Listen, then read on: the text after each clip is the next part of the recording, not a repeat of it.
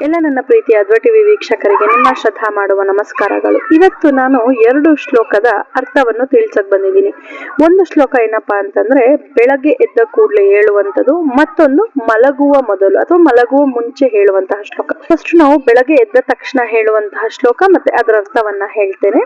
ತದನಂತರದಲ್ಲಿ ಮಲಗುವ ಮುಂಚೆ ಹೇಳೋದನ್ನ ಹೇಳ್ತೇನೆ. ಫಸ್ಟು ಎದ್ದ ತಕ್ಷಣ ಕರಾಗ್ರೆ ವಸತೆ ಲಕ್ಷ್ಮಿ, ಕರ ಮಧ್ಯೆ ಸರಸ್ವತಿ, ಕರ ಮೂಲೆ ತು ಗೋವಿಂದ, ಪ್ರಭಾತೆ ಕರ ದರ್ಶನಂ. ನೋಡಿ, ಇಲ್ಲಿ ನಾನು ಒಂದು ಪದವನ್ನ ಬದಲಾಯಿಸಿದೆ. ಇದರಲ್ಲಿ ನಾವು ಏನ್ ಹೇಳ್ತಾ ಇದ್ವಿ ಅಂದ್ರೆ ಕರ ಮೂಲೆ ಸ್ಥಿತೆ ಗೌರಿ ಅಂತ ಹೇಳ್ತಾ ಇದ್ವಿ. ಇದು ಮೊನ್ನೆವರೆಗೂ ಕೂಡ ನನಗೂ ಗೊತ್ತಿರ್ಲಿಲ್ಲ. ನಾನು ಮೊನ್ನೆ ಒಂದು ಆಶ್ರಮಕ್ಕೆ ಭೇಟಿ ನೀಡಿದಾಗ ಅಲ್ಲಿ ಒಬ್ರು ಪಂಡಿತರು ನನ್ಗೆ ಹೇಳ್ತಾರೆ, ಏನಪ್ಪಾ ಅಂತಂದ್ರೆ ಇದು ನಮ್ಮ ಪೂರ್ವಜರು ಬದಲಾವಣೆ ಮಾಡ್ಕೊಂಡಿದ್ದಾರೆ ಗೌರಿ ಅಂತ. ಆಕ್ಚುಲಿ ಇದು ಕರ ಮೂಲೆ ತು ಗೋವಿಂದ ಅಂತ ಹೇಳ್ತಾರೆ. ಇಲ್ಲಿ ನಮ್ಗೆ ಬದಲಾಗೋದು ಒಂದೇ ಒಂದು ಪದ. ಏನಪ್ಪಾ ಅಂತಂದ್ರೆ ನೋಡಿ ಹೇಳ್ತೀನಿ ಪೂರ್ತಿ ಶ್ಲೋಕ ಮತ್ತೆ. ಕರಾಗ್ರೆ ವಸತೆ ಲಕ್ಷ್ಮಿ, ಕರ ಮಧ್ಯೆ ಸರಸ್ವತಿ, ಕರ ಮೂಲೆ ತು ಗೋವಿಂದ, ಪ್ರಭಾತೆ ಕರ ದರ್ಶನಂ. ನೋಡಿ, ಕರಾಗ್ರೆ ವಸತೆ ಲಕ್ಷ್ಮಿ. ಕರ ಅಂದ್ರೆ ಹಸ್ತ, ಕರಾಗ್ರೆ ಈ ನಮ್ಮ ಬೆರಳು ಅಥವಾ ಉಗುರಿನ ಕೆಳಗೆ, ಬೆರಳಿನ ಇದರಲ್ಲಿ ಅಂಚಿನಲ್ಲಿ ಈ ಬೆರಳು ಭಾಗ, ಈ ನಾನು ತೋರಿಸ್ತಿರೋ ಭಾಗದಲ್ಲಿ ಲಕ್ಷ್ಮೀ ದೇವಿ ನೆಲೆಸಿರ್ತಾಳೆ. ಮತ್ತೆ ಹಸ್ತದಲ್ಲಿ ಸರಸ್ವತಿ ದೇವಿ ನೆಲೆಸಿರ್ತಾಳೆ. ಮೂಲತಃ ಮೂಲೇತು ಅಂದ್ರೆ ನಾನು ಹೇಳದ್ನಲ್ಲ, ಕರ ಮೂಲೇತು ಗೋವಿಂದ ಅಂದ್ರೆ ಈ ಪ್ರಾರಂಭದಲ್ಲಿ, ಹಸ್ತದ ಪ್ರಾರಂಭ, ಮೂಲತಃ ಅಂತ ಅರ್ಥ ಬರುತ್ತದು. ಆ ಅಂದ್ರೆ ಪ್ರಾರಂಭ, ಅದರಲ್ಲಿ ಗೋವಿಂದನು ಅಂದ್ರೆ ಶ್ರೀಮನ್ ನಾರಾಯಣನು ನೆಲೆಸಿರ್ತಾನೆ ಅಂತ ಈ ಶ್ಲೋಕದ ಅರ್ಥ. ಪ್ರಭಾತೆ ಕರದರ್ಶನಂ. ನನ್ನ ಕೈಗಳನ್ನು ನೋಡುತ್ತಾ ನಾನು ಇದಕ್ಕೆ ಅಂದ್ರೆ ನನ್ನ ಕೈಗಳಲ್ಲಿ ಇರುವಂತಹ ದೇವರು ಲಕ್ಷ್ಮಿ, ಸರಸ್ವತಿ ಮತ್ತೆ ಶ್ರೀಮನ್ ನಾರಾಯಣ ಅಥವಾ ಗೋವಿಂದನಿಗೆ ನಮಿಸುತ್ತಾ ನನ್ನ ದಿನವನ್ನು ಪ್ರಾರಂಭಿಸುತ್ತೇನೆ ಎಂದು ಈ ಶ್ಲೋಕದ ಅರ್ಥ.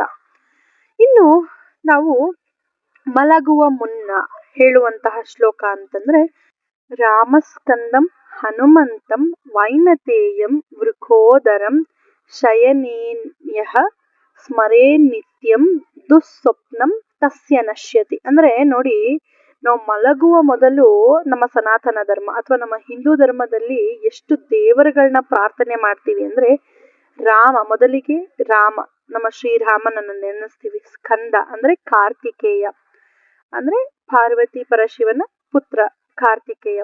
ತದನಂತರದಲ್ಲಿ ಹನುಮಂತ, ತದನಂತರದಲ್ಲಿ ವೈನತೇಯ ಅಂದ್ರೆ ಗರುಡ, ವೃಕೋದರಂ ಅಂದ್ರೆ ಭೀಮನನ್ನು ಕೂಡ ನಾವು ದೇವರ ಸ್ಥಾನದಲ್ಲಿ ಇಟ್ಟಿದೀವಿ ನೋಡಿ. ಸೊ ಹಾಗಾಗಿ ಇವರನ್ನೆಲ್ಲರನ್ನು ಏನ್ ಕೇಳ್ತೀವಿ ಅಂದ್ರೆ ದುಸ್ವಪ್ನಂ ತಸ್ಯ ನಶ್ಯತಿ ಅಂದ್ರೆ ನಾನ್ ಮಲಗ್ತಾ ಇದ್ದೇನಪ್ಪ, ಈಗ ನನಗೆ ದುಸ್ವಪ್ನ ಅಂದ್ರೆ ಕೆಟ್ಟ ಸ್ವಪ್ನ, ಅಂದ್ರೆ ಕೆಟ್ಟದು, ಸ್ವಪ್ನ ಅಂದ್ರೆ ಕನಸು, ಇದು ನನಗೆ ಬಾರದೆ ಇರುವ ಹಾಗೆ ನೀನ್ ರಕ್ಷಣೆ ಕೊಡು ಅಂತ ಹೇಳ್ತೀವಿ. ಇನ್ನೊಂದ್ಸತಿ ಶ್ಲೋಕ ಹೇಳ್ತೀನಿ. ರಾಮಸ್ಕಂದಂ ಹನುಮಂತಂ ವೈನತೇಯಂ ವೃಕೋದರಂ ಶಯನೀಯಃ ಸ್ಮರೇ ನಿತ್ಯಂ ದುಸ್ವಪ್ನಂ ತಸ್ಯ ನಶ್ಯತಿ. ಇದು ಈ ಶ್ಲೋಕ. ಇದಿಷ್ಟು ಬೆಳಗ್ಗೆ ಎದ್ದ ತಕ್ಷಣ ಹೇಳುವ ಶ್ಲೋಕ ಮತ್ತೆ ಮಲಗುವ ಮೊದಲು ಹೇಳುವಂತಹ ಶ್ಲೋಕ. ಧನ್ಯವಾದಗಳು. ಸರ್ವೇ ಜನ ಸುಖಿನೋ ಭವಂತು.